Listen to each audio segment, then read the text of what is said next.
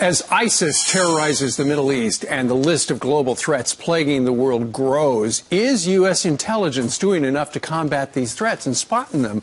Or are agencies like the NSA and CIA being misused and misguided? Here to weigh in, Fox News senior judicial analyst, Judge Andrew Napolitano. Welcome back. Morning, guys. So, it is, the President of the United States has made it very clear we don't have a strategy, as if this is a sudden shocker that we didn't see on the radar. But our intel people knew about it, didn't they?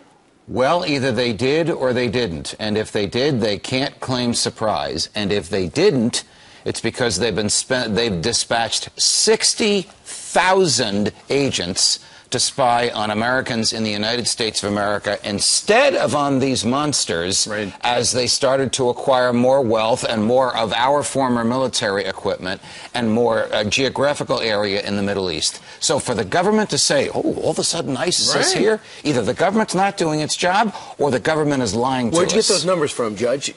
That was the 60,000.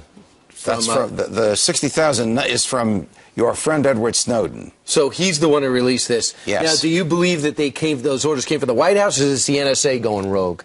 No, I think this is from the White House, Brian. I think that the president, this is just my opinion, is more concerned with wanting to know what Americans are doing rather than dispatching our intelligence agencies to find out what people who really can cause us harm are doing.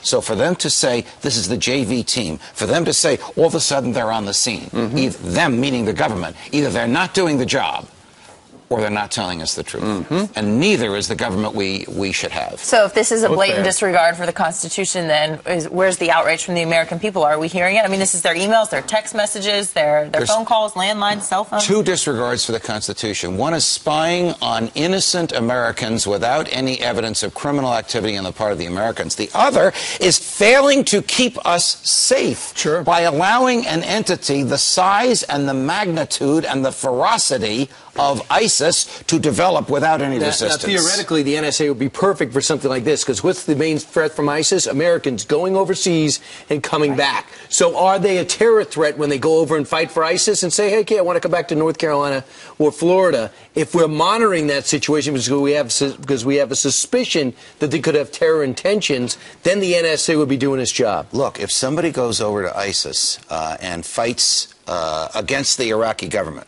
by the way, that's not a crime to fight against the against the Iraqi government. It's insane. And then they want to come back? That is absolutely a sufficient basis for the NSA to know what that person's saying and to whom they're saying and what their plans are when they come back. It would actually be a sufficient basis to prevent them from coming back. Like they're doing in Britain. We're proposing to do. And so by keeping an eye on the people who go over there and come back, that's the right thing. It's spying on all the rest of us that have nothing to do with terror. That's the problem. And that doesn't keep us safe. It just keeps us less free. All right. Judge Napolitano back on the How's that for an eye-opener the day after Labor Day? Great. He's ready to go. All right. Thanks, Judge.